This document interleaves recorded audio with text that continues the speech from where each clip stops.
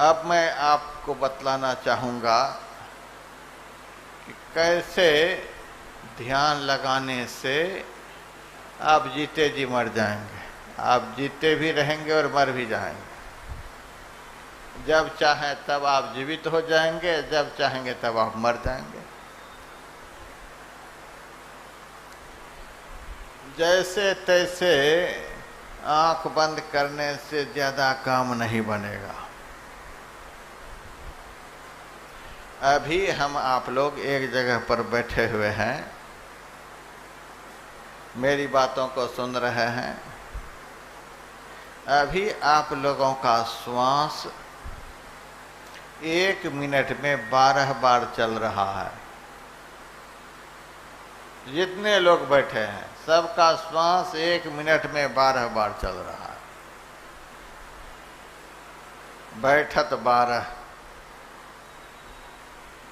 और जब आरती यहाँ हो जाएगी, यहाँ से आप लोग चलने लगेंगे, तब 1 मिनट में आपका श्वास 18 बार चलेगा।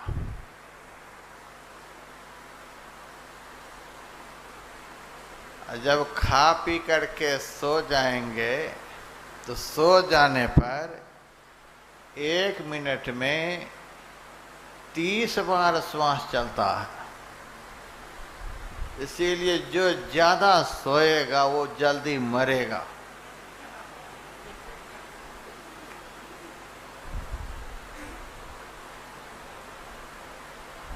और दिन रात व्यस्त रहना भी नहीं है। अरे जगना है भजन करने के लिए, संसार के भोग के लिए जगना भी नहीं है। तो सोने में श्वास की क्रिया 30 बार चलती है 1 मिनट में। स्त्री प्रसंग करते समय 1 मिनट में श्वास की क्रिया 64 बार चलती है। बहुत जल्दी जिनको ऊपर जाना हो, इस तरह से श्वास को जल्दी जल्दी खत्म कर लें। पहले के ऋषि मुनि महात्मा लोग हजारों हजार वर्ष जीते थे। कैसे जीते थे? श्वास सबको बराबर मिला हुआ है, सबको बराबर श्वास मिला हुआ है।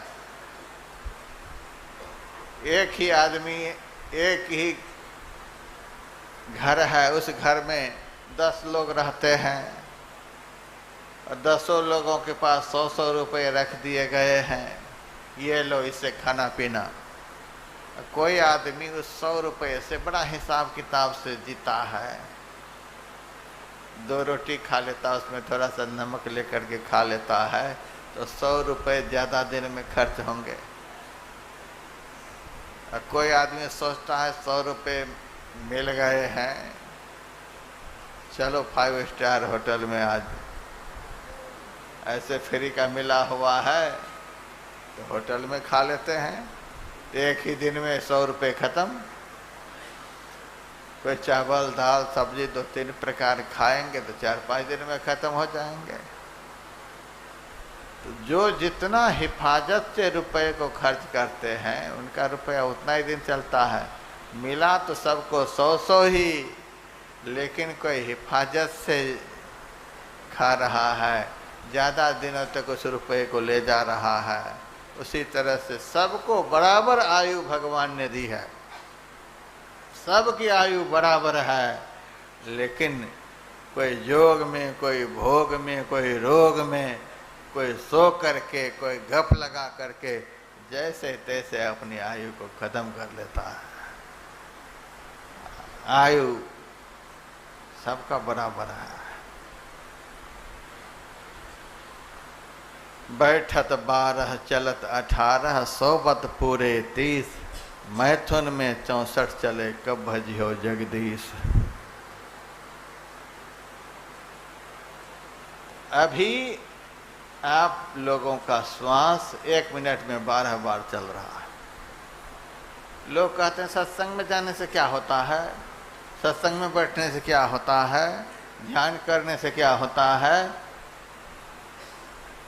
आप लोग कहिए कि और कुछ होता है कि नहीं होता है, लेकिन हमको विश्वास है कि सत्संग में जाने से मनुष्य की आयु बढ़ती है।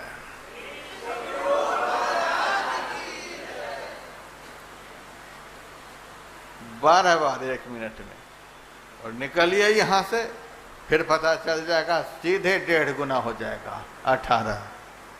सो जाइए बिस्तर पर जाकर के 30 हो जाएगा। सत्संग में जाने से क्या होता है? सत्संग में बैठने मात्र से ही अन्य कहीं भी बैठने से ज्यादा फल मिलता है, क्योंकि आयु बढ़ जाती है। श्वास ही हमारी पूंजी है।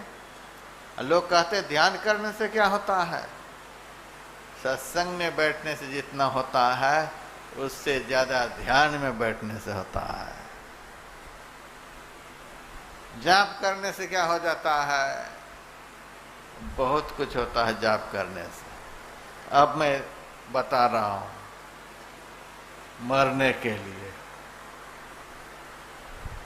एक मरना तो ऐसा होता है कि बस बहिया पकड़ जमले चले कोई संग न साथी हो, वह मरना हम लोगों को नहीं मरना है। जीते जी मरना है। नानक जीवत या मरी रहिए। एक चींटी के मरने से 900 गिद्धा घाय, ताहू में कुछ बाकी रह गए, ता पर चिल मर रहा है। कोई देखो लोगो नैया बीच नदिया डूबी जाए।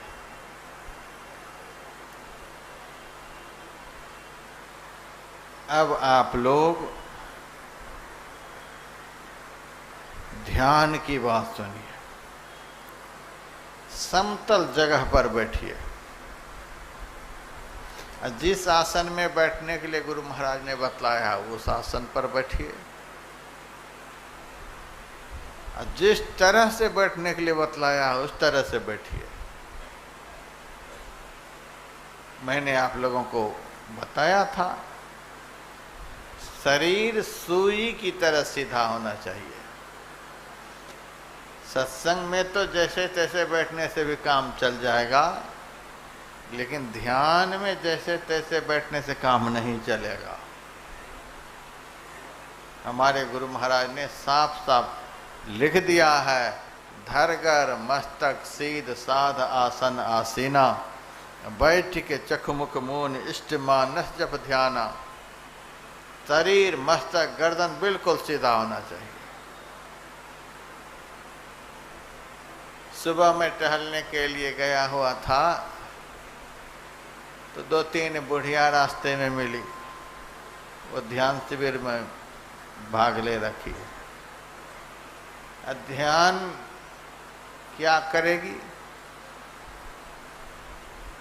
अभी संभव है गोपाल धर्मशाला के सामने जो तालाब है उसमें नहाती होगी। कपड़ा सब लेकर के जब सत्संग शुरू होने का समय हो रहा था तब वो नहाने के लिए जा रही थी। इस पर यदि कह देंगे कि आपके लिए ध्यान शिविर में जगह नहीं, तो बाबा तो रखते ही नहीं किसी को, सबको भगा रहे हैं, सबको भगा रहे हैं। भगाने के लिए इतना बड़ा आयोजन हुआ है।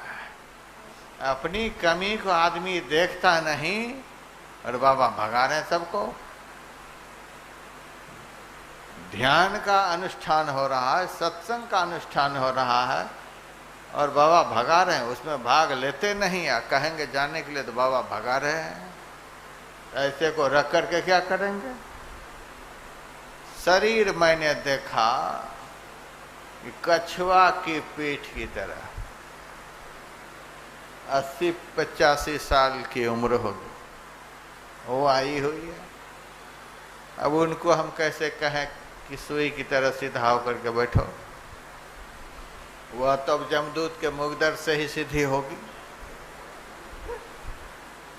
और नहीं तो थोड़ा बहुत संस्कार बना ले तो अगला जन्म में कुछ हो जाएगा। लेकिन बैठेगा तब तो संस्कार भी बनेगा अगले जन्म के लिए। न सत्संग में बैठना न ध्यान में बैठना, तो संस्कार कैसे बनेगा? तो शरीर बिल्कुल सीधा होना चाहिए और शरीर बिल्कुल स्थिर होना चाहिए। मैं आप लोगों से नहीं कहता हूं कि आप एक ही बार में 15 घंटे बैठिए, 1 घंटा बैठिए। आप लोगों से मैं कहता हूं घंटा देखने की जरूरत नहीं है, अपने शरीर को देखने की जरूरत है। जिस तरह से बाबा बोल रहे हैं बैठने के लिए, उस तरह से हम कितनी देर बैठ पा रहे हैं। आप 5 मिनट से शुरू करिए, बिल्कुल 5 मिनट पहले दिन बैठिए।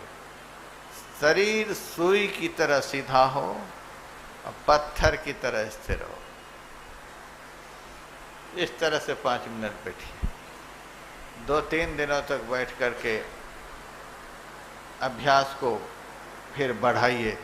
6 मिनट बैठिए, 7 मिनट बैठिए, 1-2 मिनट करके अभ्यास को बढ़ाते बढ़ाते एक आसन से 1 घंटा बैठने का अभ्यास करिए। आप कहेंगे 10-15 मिनट में काम नहीं चलेगा, नहीं चलेगा। गुरु महाराज ने लिख दिया है, किसी आसन से देर तक बैठे रहने के बिना ध्यानाभ्यास नहीं हो सकता है।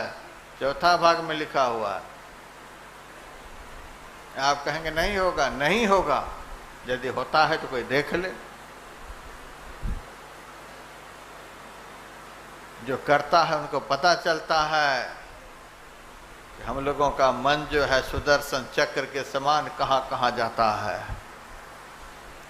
उसको रोकते रोकते रोकते कितना समय लगता है रोकने में, जो रोकने का अभ्यास करता है उनको पता चलता है। यह प्रत्याहार की क्रिया है। मन जाता है लौटाता है, मन जाता है लौटाता है। आंख बंद करके इतना भी यदि किया जाए तो भी उनकी आयु सत्संग में बैठने से ज्यादा बढ़ जाएगी। शरीर सीधा हो, अंग प्रत्यंग स्थिर हो, आंख मुंह बंद हो, उसके बाद देखिए। कहाँ देखिए? जिस रास्ते होकर स्थूल शरीर से डूब लगा करके सूक्ष्म शरीर में जाना होता है, उस रास्ते की तरफ देखिए। वह रास्ता आपके अंदर में कहाँ है? अभी तो आंख बंद कर दें तो घोर अंधकार, अंधकार में रास्ता थोड़े दिखता है। लेकिन गुरु महाराज ने कहा अंधकार में रास्ता नहीं दिखता है, लेकिन अंधकार तो जरूर दिखता है। अंधकार को देख करके घबराते क्यों? 3 ही तो पर्दा हमारे शरीर के भीतर में है, अंधकार, प्रकाश, शब्द। अरे पहला पर्दा तो दिख गया, ये कम बात है। अब तो 2 ही पर्दा बचा है, इसको कम समझते हैं। अब बहुत लोग तो पहला पर्दा भी नहीं देख पा रहा है। कम से कम अंधकार भी देखता रहे तो भी समझिए कि हम बहुत बढ़िया कर रहे हैं, सही दिशा में चल रहे हैं। बहुत तो अंधकार भी नहीं देख पा रहा। बहुत को तो झपकी आ जाती है, नींद आने लग जाती है, वो तो गया। गुरु महाराज कहते थे लंगड़ा घोड़ा क्या बोझा ढोएगा। वह तो गया, जो सो गया वो गया, जो सोया सो खोया। रोटी खाने के समय नींद नहीं आती है, बातचीत करने के समय नींद नहीं आती है, सिनेमा देखने के समय नींद नहीं आती है। एक लड़का को मैं देखता हूँ 1:30 बजे रात तक मोबाइल देखता है, उस समय नींद नहीं आती है। ध्यान पर बैठा दो 5 मिनट में शुरू, तो वो क्या अंधकार देखेगा? न तो नींद वाला अंधकार को देख सकता, न गुनावन वाला अंधकार को देख सकता है। कभी मन मुंबई चला गया, कभी कोलकाता चला गया, कभी बेटा के पास बैठा हुआ, कभी बेटी के पास, कभी कहीं कभी कहीं, तो अंधकार कहाँ देख रहा है? वह तो संसार का सिनेमा देख रहा है। आप आंख बंद करके अंधकार का सिनेमा देख रहा है। पूरा का पूरा अंधकार भी दोनों आंखों के मध्य में ही दिखता है तिल के तिल भीतर बिरला साधु पाया है। पहले काला तिल होता है, फिर उजला तिल होता है। तिल परिमाण जान जन कोई, आंख बंद रहे, बिल्कुल सामने की तरफ ख्याल रहे, न ऊपर ख्याल को ले जाना है, न नीचे ख्याल को ले जाना है, न बाईं तरफ ख्याल को ले जाना है, न दाईं तरफ ख्याल को ले जाना है। अभी दृष्टि योग आपको नहीं करना है, अभी केवल सामने देखना है। ठीक सामने की तरफ देखते रहिए, कोई ख्याल को आने नहीं दीजिए, और सामने की तरफ देखते हुए सदगुरु के बताए हुए मंत्र को जपते रहिए। होठ न डोले, जीभ न बोले, सुरति धरणी दृढ़ाई गहे। न होठ हिले न जीभ हिले। जैसे किसी कोई बुलाते हैं तो देखते भी हैं कि आ रहे हैं कि नहीं आ रहे हैं, उसी तरह से हम सामने की तरफ देखते हुए मंत्र का जाप करें। मन में भाव रहे, हे गुरुदेव हम जन्म जन्म से दुख में पड़े हैं, दर्शन देकर मेरा उद्धार करें। इस भाव के साथ जाप करें। जाप का अर्थ भी समझें। जाप का अर्थ होता है इष्ट का आवाहन करना, इष्ट को बुलाना। बहुत बड़े आदमी को बहुत प्यार से बुलाया जाता है। जिनसे बहुत बड़ा काम लेना होता है, जिनसे बहुत बड़ा काम करवाना होता है, ऐसे ऑफिसर्स को, ऐसे डीलर को, ऐसे आदमी को बहुत प्यार से बुलाना पड़ता है, खुशामद करके, बारंबार खुशामद करके, बारंबार जा जा करके। वो नहीं कह देता है तो भी चलिए, नहीं कह देता है तो भी चलिए, बारंबार खुशामद करते करते, आग्रह करते करते तब वो आदमी आता है। जिनके आने से कथं ज्ञान मिमं प्राप्त, ज्ञान प्राप्त होता है। जिनके सामने पधारने से वैराग्य प्राप्त होता है। जिनके सामने प्रकट होने से परम मोक्ष का रास्ता खुल जाता है। ऐसे सदगुरु को पुकारने के लिए कितना प्रेम चाहिए, कितना भाव चाहिए। छोटा सा लड़का पढ़ने के लिए स्कूल चला जाता है, उनके आने का जब टाइम होता है, वह टाइम पर नहीं आता है तो माँ बाप उस रास्ते की तरफ देखते रहता है। 10-15 मिनट समय लग जाता है तो प्रिंसिपल को फोन लगाता है, अब तक मेरा लड़का नहीं आया है। और प्रिंसिपल की तरफ से भी जवाब मिल जाता है कि अब हम क्या कर सकते हैं, हम तो भेज दिए थे, नहीं पहुंचा, पता नहीं क्या हुआ। तब आदमी रोना शुरू कर देता है, मेरा बेटा नहीं आया, मेरा बेटा नहीं आया। जिस बेटा के आ जाने से आपको मोक्ष नहीं मिल जाएगा,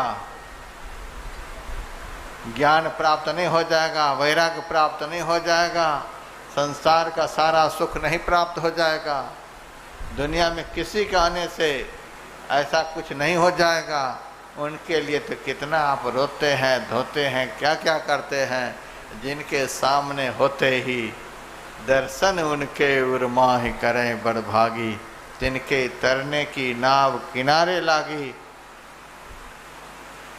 जिनके प्रकट होते ही आपका जीवन और जन्म सफल हो जाएगा, उनके लिए कितनी लगन चाहिए, पुकार में कितना दम चाहिए। तो दोनों आँखों के ठीक मध्य की तरफ देखते हुए और भाव रहे कि हम गुरु महाराज को बुला रहे हैं। बाप आपका भले ही छत पर बैठा हुआ मिलेगा, भाई आपके भले ही घर के दूसरे कमरे में बैठे मिलेंगे, दुनिया के कोई भी संबंधी भले ही कहीं से कहीं मिलेंगे, लेकिन पहुँचे ही वे सदगुरु ध्यान में जब भी मिलेंगे तो दोनों आँखों के बीच में ही मिलेंगे। गुरु मूर्ति सूरति बिच निरखो तब उर होत इंजोर, क्योंकि गुरु का निवास दोनों आँखों के मध्य में ही होता है। सतगुरु संत कंज में बासा, सूरत लाए जो चढ़े आकाशा। इष्ट जो होते हैं, सदगुरु जो होते हैं, अपने शिष्य के अंदर में उनके ठीक सामने ही होते हैं। सदगुरु का निवास ठीक सामने होता है। सामने से तात्पर्य बाएं दाएं के बीच, अर्थात सदगुरु का निवास आज्ञा चक्र में होता। सदगुरु संत कंज में बासा, ठीक उसी तरफ देखता हुआ आप मंत्र का मन ही मन जप करें, कोई ख्याल नहीं आने दें। हमारे गुरु महाराज ने कहा है कि जाप ऐसा हो कि जाप हो और आप हो। ऐसा जप यदि आप 2 मिनट भी करते हैं तो मैं कहूँगा आप बहुत कुछ करते हैं। 1 मिनट आप करिए, घंटा को छोड़िए, आप 1 मिनट दृष्टि बिल्कुल सामने रहे, जाप 1 मिनट तक छूटे नहीं, बीच में कोई इधर उधर का संकल्प मन में घुसे नहीं, केवल लगातार जप ही चलता रहे। गुरु महाराज कहते हैं 2 मिनट भी ऐसा जप करते हैं तो मैं कहता हूँ बहुत कुछ करते हैं। इस तरह से अंदर में सामने की तरफ देखता हुआ मन ही मन जप करिए। इस तरह जप करने से 1 मिनट में श्वास की क्रिया 4 बार चलती है। अभी जगे हुए हैं, सत्संग सुन रहे हैं तो 1 मिनट में 12 बार श्वास ले रहे हैं। इस तरह से यदि जप चले, बिल्कुल सामने दृष्टि रहे और बड़े प्यार से मंत्र का जप बोल रहे हैं, ख्याल कहीं नहीं जा रहा है, जप चल रहा है, तो 1 मिनट में 4 ही बार श्वास चलता है। अब बताइए आपकी आयु कितनी बढ़ गई। और इस प्रकार से जाप करते करते, जाप के प्रभाव से जब मन पवित्र हो जाता है, पवित्र मन से जब मंत्रावृत्ति होती है, उसी मंत्रावृत्ति से मंत्र से संबंधित इष्ट का रूप प्रकट होता है। इस प्रकार जप करने से जब इष्ट का रूप सामने प्रकट होता है, इष्ट की मूर्ति का सामने दर्शन होता है, जब इष्ट रूप का दर्शन होने लग जाता है, तब 1 मिनट में श्वास की क्रिया 2 बार चलती है। मानस ध्यान के समय 1 मिनट में 2 बार। लेकिन और आगे बढ़ना है डूब लगाने के लिए। एक बाल के 1000वां भाग सुन करके तो दिमाग गर्म हो गया होगा, लेकिन देखिए उस भाग की तरफ ध्यान नहीं देना है, इस क्रिया की तरफ ध्यान देना है। अपने आप उस 1000वां भाग से भी अधिक सूक्ष्म मार्ग में आपका स्वतः प्रवेश हो जाएगा। गुरु महाराज कहते थे कि रास्ता बहुत सूक्ष्म है, तो सुनकर के घबराता क्यों है? जब भगवान ने रास्ता बनाया है तो रास्ता पर चलने वाले को भी बनाया है। जो उस रास्ता पर चलेगा वह शरीर नहीं है, उस शरीर में रहने वाला चेतन है।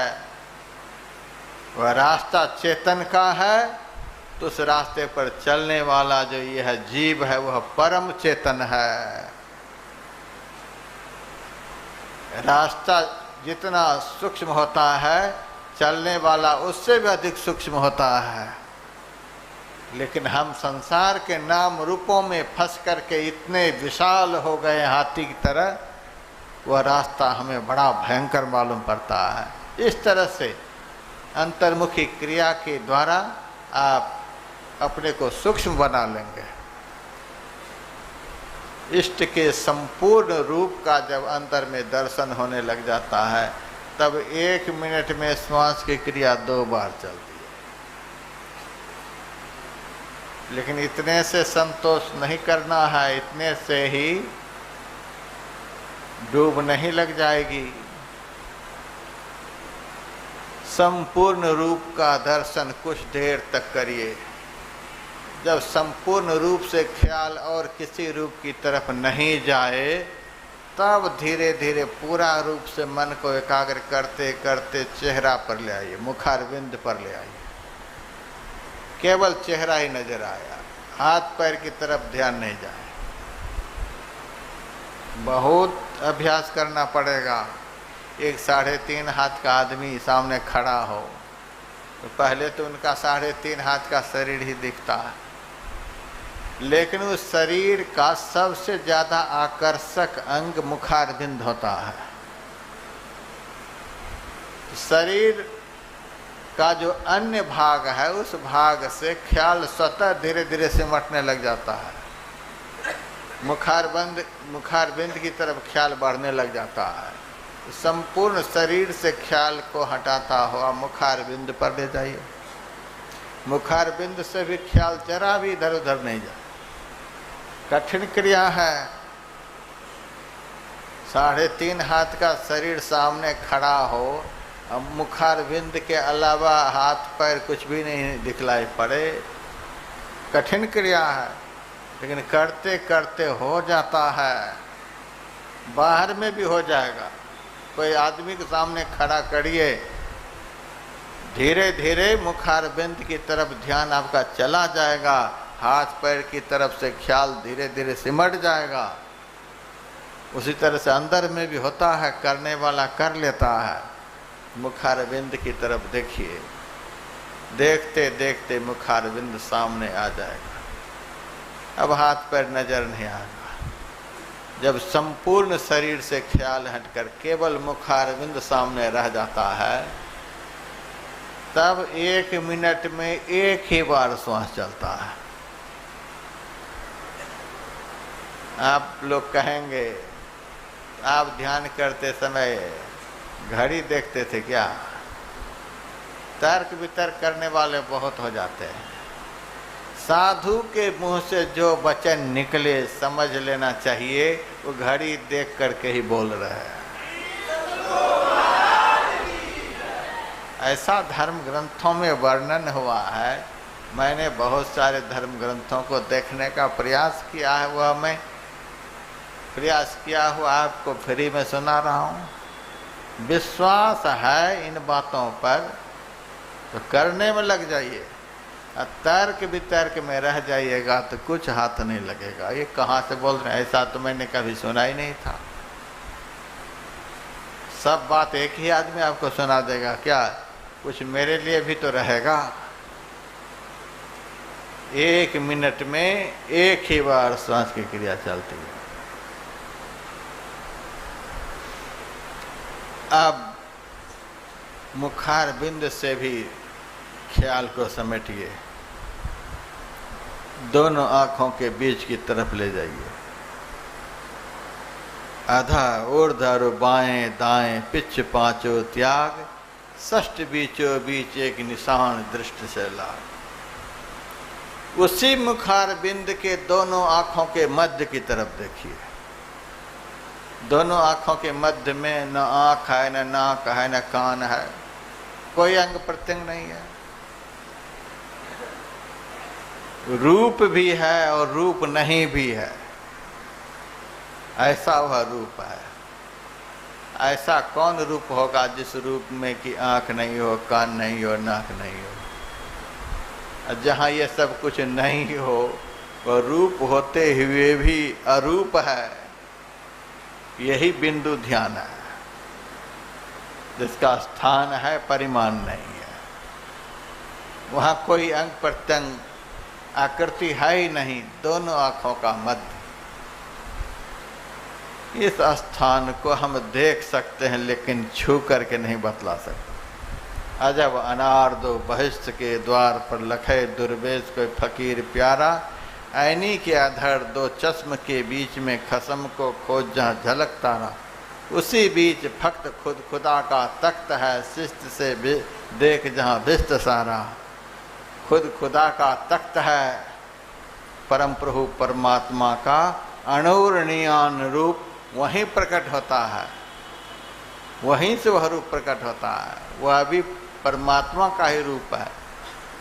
उसी बीच फक्त खुद खुदा का तख्त है, स्वयं परमात्मा का तख्त है। वहीं पर बिंदु के रूप में परमात्मा विराजमान होते हैं।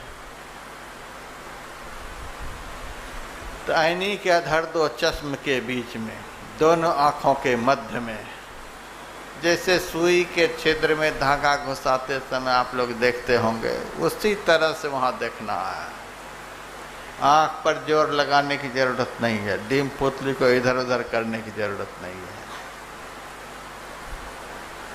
छू करके आप नहीं वहाँ जा सकते, छू करके कोई नहीं बतला सकते। उस स्थान के विषय में इशारे से ही कोई बतला सकते हैं।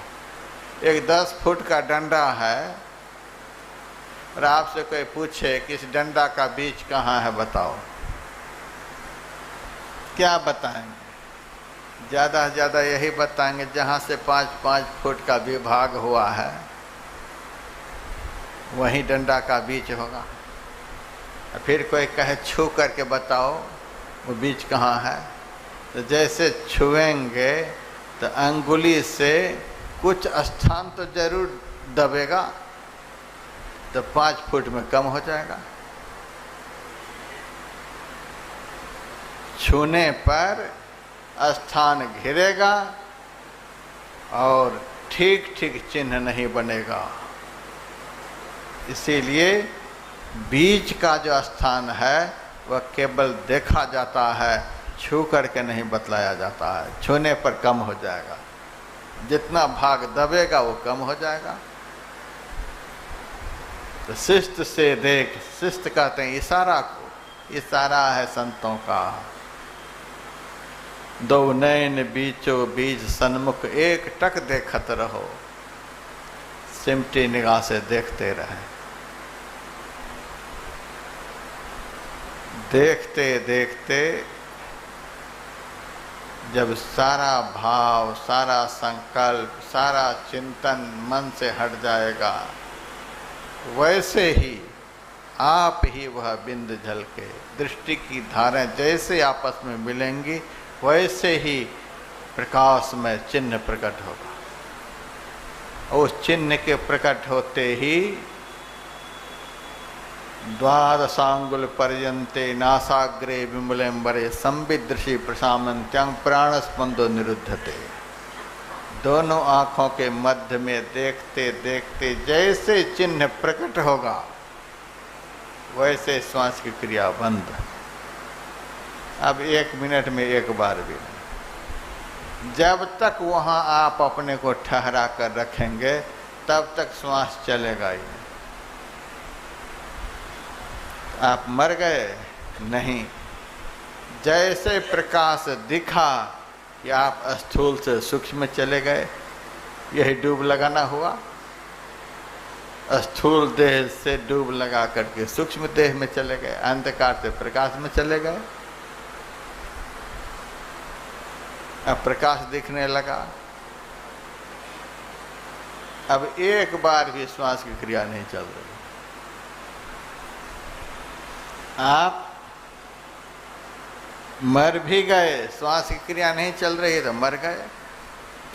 आपको सारी दुनिया के लोग गाली बकाएं, कुछ पता नहीं चलेगा।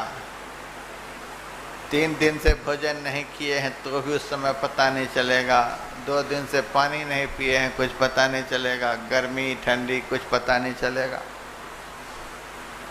उस चिन्ह के प्रकट होते ही स्थूल संसार का जो सब पता है वह लापता हो जाता है, कुछ पता नहीं चलेगा। आप स्थूल देह से मर गए। बहुत लोग घबरा जाते हैं इस बात से। मरने के लिए हम ध्यान करते हैं, यही आप बतलाने के लिए आए हैं। इतनी दूर से बुला करके जनकपुर में यही सिखला रहे हैं कि सब यहाँ खत्म हो जाए और हम भोज खाएं सबका। राजस्थान में एक भगत ने मेरे से कहा, महाराज जब हम ध्यान लगाते हैं तो हमारी सूरत ऊपर चढ़ने लग जाती है। मैंने कहा तो बड़ी खुशी की बात, आपकी सूरत ऊपर चढ़ने लग जाती है।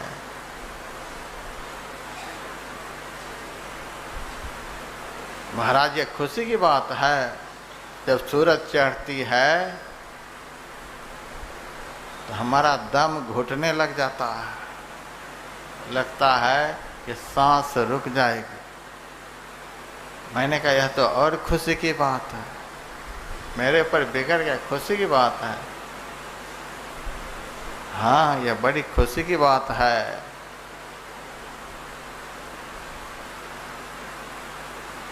तब वह कहता है यदि हम उधर ही रह गए तो इधर,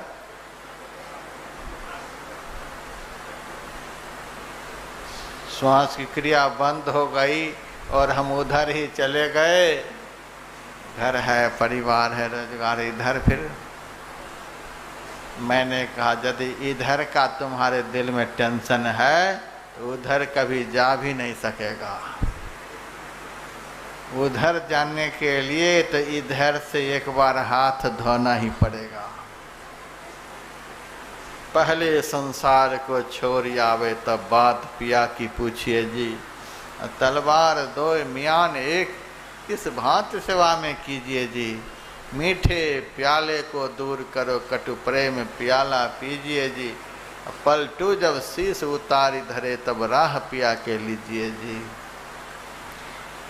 एक बार तो आपको हाथ धोना पड़ेगा इधर से, यह भी मैं साफ साफ कह ही देना चाहता हूँ। एक बार हाथ धोना पड़ेगा, फिर उधर जाना होगा। और उधर चले जाने के बाद जिन सब से हाथ धोए थे वे आपके चरणों में दिखाई पड़ेंगे, सारे चरण में दिखाई पड़ेंगे। और इधर ही इन सब के पीछे लगे रहेंगे तो एक ऐसा भी दिन देखेंगे जिस दिन की आपको श्मशान में छोड़कर सब उल्टे मुंह भाग जाएंगे, सब भाग जाएंगे। हम लोग जब फ्लाइट से सफ़र करते हैं तो एक बार तो सारा सामान लगेज में डाल ही देते हैं। जब पैसे दिए हैं तो हम काहे कंधे पर ढोते फिरें। जब फ्लाइट में यह व्यवस्था है सारे सामान को लगेज में डालो, अगले एयरपोर्ट पर स्वतः मिलेगा, तो हम काहे के लिए ढोते फिरें। हम तो सारे लगेज सारे सामान को लगेज में डाल देते हैं, सब डाल दिए, अब हाथ में कुछ नहीं। उसके बाद हमारी भी जांच होती है, मशीन लगा लगा करके देखता है, तो हमारे पास भी कुछ नहीं होता है, तब बोर्डिंग पास पर मुहर लगा देता, अब जाओ बैठो। आसमानी सफ़र करने के लिए यहाँ भी सब कुछ को लगेज में डालना पड़ता है। जब अगले एयरपोर्ट पर पहुँचते हैं तो पहुँचने से पहले ही फ्लाइट में जो परिचारिकाएँ होती हैं वो कह देती हैं आप जाइए, इतने नंबर पर आपको आपका सामान मिल जाएगा, पहले कह देते हैं। जैसे जाते हैं हम वहाँ देखते हैं कि मशीन घूमती रहती है और उस मशीन पर हमारा सामान भी घूमता रहता है। एक बार मिस भी हो जाए तो दोबारा घूम करके आ जाता है, दोबारा भी यदि छोड़ दिए तो तीसरी बार, तब तक वह सामान मशीन पर घूमता रहेगा जब तक कि आप उठा न लेंगे। लेकिन एक बार तो लगेज में डालना पड़ ही गया, संतोष बांध करके लगेज में डाल देते हैं। लेकिन यहाँ की सरकार पर हम लोगों को बड़ा भरोसा है, जबकि बहुत बार सामान गड़बड़ हो गया है। हमारा भी एक बार सामान रायपुर में छूट गया, कलकत्ता में छूट गया था, रायपुर में खोज रहे सामान ही नहीं। फिर जैसे तैसे कई एक दिन के बाद हाथ लगा, यहाँ सामान खो जाता है। तो भी यहाँ की सरकार पर, यहाँ की व्यवस्था पर हम लोगों को विश्वास है और विश्वास करके सारा सामान फेंक देते हैं लगेज में, चल पड़ते हैं। लेकिन हम लोगों को सद्गुरु सरकार पर भरोसा नहीं रह गया कि सद्गुरु सरकार के भरोसे एक बार दुनिया से हाथ धो करके चलते हैं, देखते हैं कि दुनिया छूटती है कि दुनिया मिलती है। एक बार चलें तो सही। जैसे अगले एयरपोर्ट पर लगेज में डाला हुआ सारा सब कुछ मिल जाता है, आराम से सफ़र भी हो गया, मिल भी सब कुछ गया, उसी तरह से एक बार संसार को ठुकरा करके संसार पति के पास कोई पहुंच जाए, सारी दुनिया उनके चरणों में लौटेगी। चैतन्य महाप्रभु ने लिखा है, यदि भवति मुकुंदे भक्तिरानंद सांद्रा विलुठति चरणाग्रे मोक्ष साम्राज्य लक्ष्मी।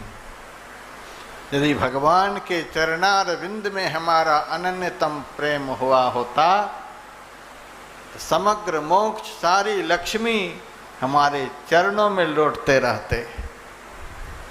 एक बार यह सफर, यह सुहाना सफर तो हो जाए, सारी प्रतिष्ठा, सारा यश, सारा वैभव, सब कुछ बिना बुलाए